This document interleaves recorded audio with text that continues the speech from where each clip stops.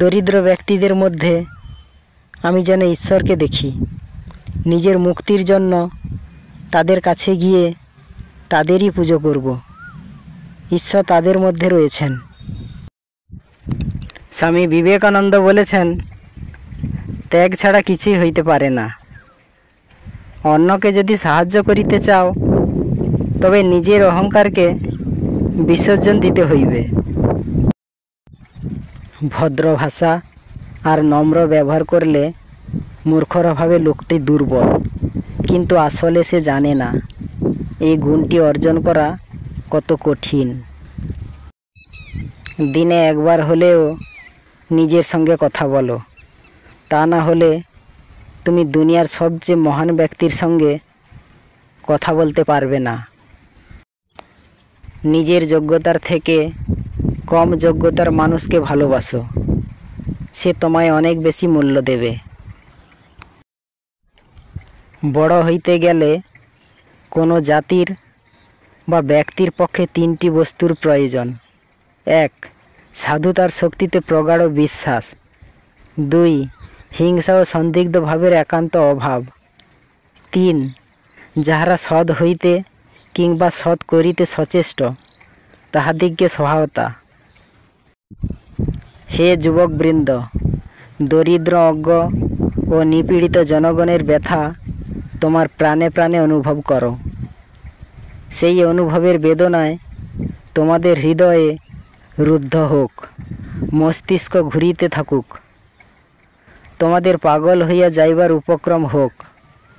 তখন গিয়া ভগবানের পাদপদ্মে তোমাদের অন্তরের বেদনা জানাও, তবেই তাহার নিকট হইতে শক্তি ও সাহায্য আসিবে, অদম্য উৎসাহ, অনন্ত শক্তি আসিবে। অন্ন অন্ন, যে ভগবান এখানে আমাকে অন্ন দিতে পারে না, তিনি যে আমাকে স্বর্গে অনন্ত সুখে রাখিবেন, ইহা আমি বিশ্বাস করি না।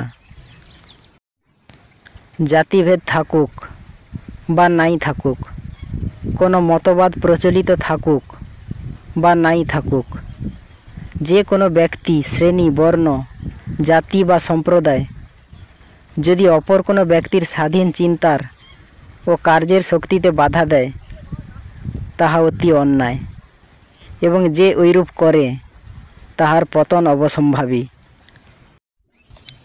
তোমরা সকলে ভাবো, আমরা অনন্ত বলশালী আত্মা, দেখো দেখি কি বল বেরোয়। দিনহীনা, কিসের দিনহীনা?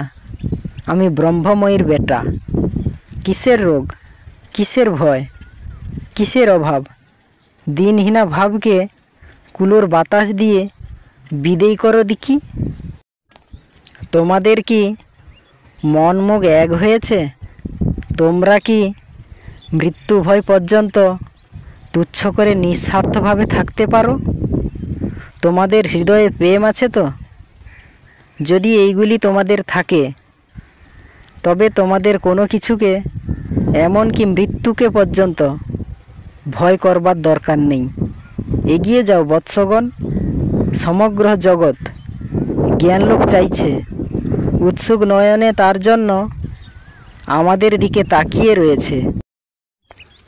আমি দৃঢ়ভাবে বলছি, হিন্দু সমাজের উন্নতির জন্য ধর্মকে নষ্ট করিবার কোনো প্রয়োজন নাই, এবং ধর্মের জন্যেই যে সমাজের এই অবস্থা তা নহে, বরং ধর্মকে সামাজিক ব্যাপারে যেভাবে কাজে লাগানো উচিত তা হয় নাই বলিয়াই সমাজের এই অবস্থা। তুমি জন্ম থেকে পাপী ও অসৎ, এইটি সর্বাপেক্ষা মিথ্যা কথা। যিনি নিজে পাপী, তিনিই কেবল অন্যকে পাপী মনে করেন।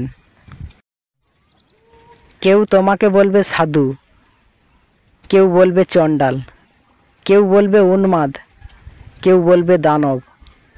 কোনো দিকে না তাকিয়ে নিজের পথে চলে যাও।